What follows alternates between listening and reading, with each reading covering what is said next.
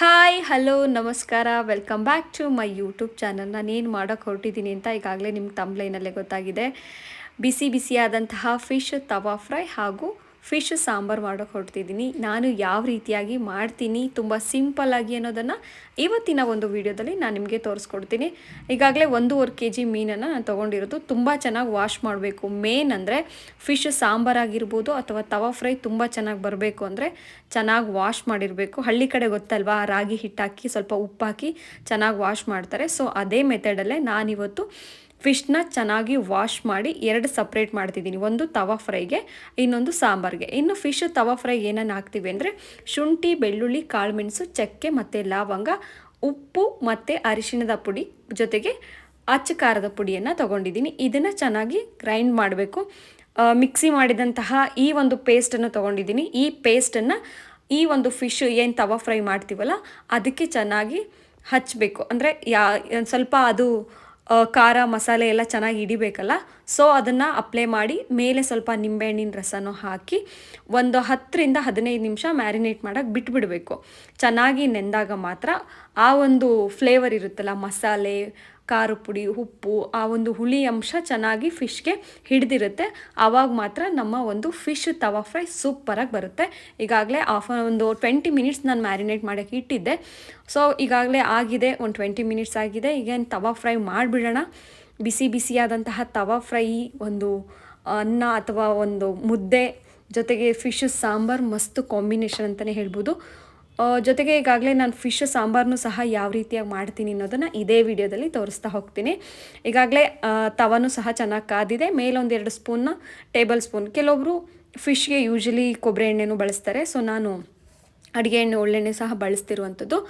ಚೆನ್ನಾಗಿ ಹಂಚು ಕಾದಿದ್ರೆ ಮಾತ್ರ ಅದು ಫಿಶ್ಶು ಚೆನ್ನಾಗಿ ಬರುತ್ತೆ, ಚೆನ್ನಾಗಿ ಡೀಪ್ ಫ್ರೈಯೂ ಆಗುತ್ತೆ. 1-2 ಟೇಬಲ್ ಸ್ಪೂನ್ ಎಣ್ಣೆ ಹಾಕಿದ್ದೀನಿ. ಜೊತೆಗೆ ಮ್ಯಾರಿನೇಟ್ ಮಾಡಿರುವಂತಹ ಫಿಶ್ನ ನಾನಿವಾಗ ಚೆನ್ನಾಗಿ ಸಣ್ಣ ಉರಿಲಿ ಚೆನ್ನಾಗಿ ಬೇಯಿಸಬೇಕು. ಚೆನ್ನಾಗಿ ಬೆಂದಾಗ ಮಾತ್ರ ಫಿಶ್ಶು ತುಂಬ ಚೆನ್ನಾಗಿ ಟೇಸ್ಟಿಯಾಗಿರುತ್ತೆ. ಜಾಸ್ತಿ ಉರಿ ಇಟ್ಟರೆ ಅಥವಾ ಈ ಥರ ಮಾಡಿದ್ರೆ ಫಿಶ್ ಸೀದೋಗ್ಬಿಡುತ್ತೆ. ಸೊ ನಾನೀಗಾಗಲೇ ಫಿಶ್ನ ಡೀಪ್ ಫ್ರೈ ಮಾಡಿದ್ದೀನಿ. ಮೇಲೊಂದು 2 ಟೇಬಲ್ ಸ್ಪೂನ್ ಎಣ್ಣೆ ಹಾಕಿದ್ದೀನಿ. ನೋಡ್ತಾ ಇರ್ಬೋದು ಯಾವ ರೀತಿಯಾಗಿದೆ ಅಂದರೆ ತಿಂತಾನೇ ಇರಬೇಕು ಅನಿಸುತ್ತೆ, ಅಷ್ಟು ಚೆನ್ನಾಗಿ ಬಂದಿದೆ. ಸ್ಮೆಲ್ ನಮಗೆ ತಡ್ಕೊಳ್ಳೋಕ್ಕಾಗ್ತಾಯಿಲ್ಲ. ಒಂದು ಕಡೆ ಈಗಾಗಲೇ ಫಿಶ್ ತವಾ ಫ್ರೈ ಮುಗೀತು, ಅದನ್ನು ಪಕ್ಕಕ್ಕೆ ಇಡೋಣ. ಈಗ ಸಾಂಬಾರಿಗೆ ಏನೇನು ಅಂದರೆ ಸಹಜವಾಗಿ ಚಿಕನ್ಗೆ ಏನು ಹಾಕ್ತೀವೋ ಅದೇ ಇಂಗ್ರೀಡಿಯೆಂಟ್ಸ್ನ ಇಲ್ಲಿ ಆ್ಯಡ್ ಮಾಡಿದ್ದೀನಿ. ಈರುಳ್ಳಿ, ಟೊಮೊಟೊ, ಕೊತ್ತಂಬರಿ ಸೊಪ್ಪು, ತೆಂಗಿನಕಾಯಿ ತುರಿ, ಕಡಲೆ ಮತ್ತು ಚಕ್ಕೆ, ಸ್ವಲ್ಪ ಮೆಂತೆ ಕಾಳನ್ನು ತೊಗೊಂಡಿದ್ದೀನಿ. ಯಾಕಂದರೆ ಆ ಫ್ಲೇವರ್ ಬೇಕು ಅನ್ನೋಕ್ಕೋಸ್ಕರ ಫಿಶ್ಗೆ.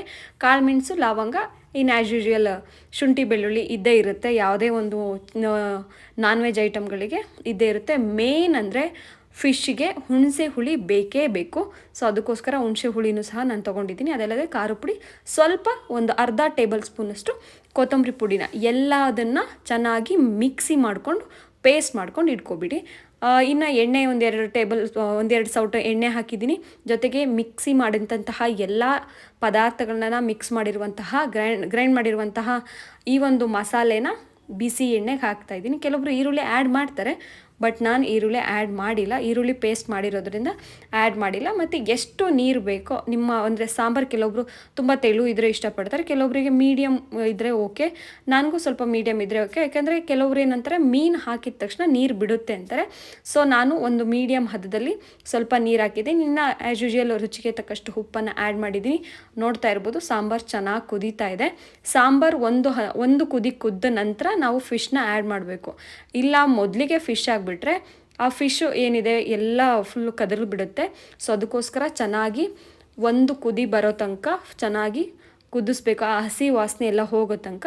ಈಗ ಆ್ಯಸ್ ಯೂಶ್ವಲ್ ನಾನು ಮೀನು ವಾಶ್ ಮಾಡಿಟ್ಟಿರುವಂತಹ ಫಿಶ್ನು ಸಹ ಆ್ಯಡ್ ಮಾಡ್ತಾಯಿದ್ದೀನಿ. ಫಿಶ್ ಹಾಕಬೇಕಾದ್ರೆ ಸ್ವಲ್ಪ ಉರಿನ ಚಿಕ್ಕಕ್ಕಿಡಬೇಕು.